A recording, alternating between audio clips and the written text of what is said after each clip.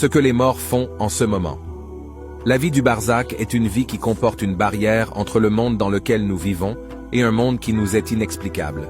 C'est une vie qui a sa propre réalité et qui n'a rien à voir avec ce monde. Allah dit dans le Coran qu'après la mort, il y a un monde du barzakh jusqu'au jour où l'on est ressuscité. Vous ne savez pas ce qui leur arrive.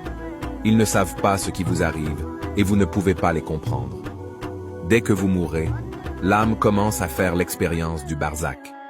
Par exemple, lorsque vous dormez, votre corps est dans la pièce, mais votre âme fait quelque chose de différent, voit quelque chose de différent, entend quelque chose de différent, mais votre corps est là. Le monde du barzakh est donc similaire à celui où votre âme s'éteint lorsque vous êtes endormi. Il s'agit d'une station temporaire. Dans ce monde, une personne peut savoir si elle ira au paradis ou en enfer. Le prophète, que la paix soit sur lui, dit « La tombe est la première partie de l'au-delà du jour du jugement. Si la personne est sauvée des punitions et des tourments de la tombe, ce qui se passera après sera meilleur et plus facile. » Le prophète nous dit que les morts se rendent visite dans leur tombe.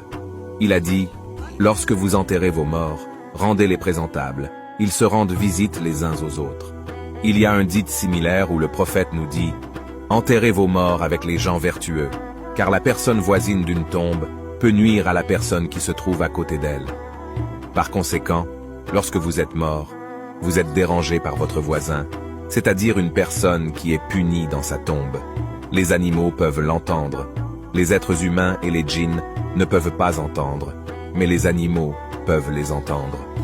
Lorsqu'une personne meurt, son âme va dans un endroit du monde du barzakh. Lorsqu'une personne meurt, toutes ses actions sont interrompues. Il n'y a plus rien à faire, à l'exception de 3 choses. Un enfant juste qui suppliera pour vous, ou une connaissance bénéfique que vous avez laissée derrière vous et dont les gens peuvent bénéficier, ou une œuvre de charité permanente dont les gens peuvent bénéficier. C'est la fin de cet épisode. Abonnez-vous pour plus de contenu.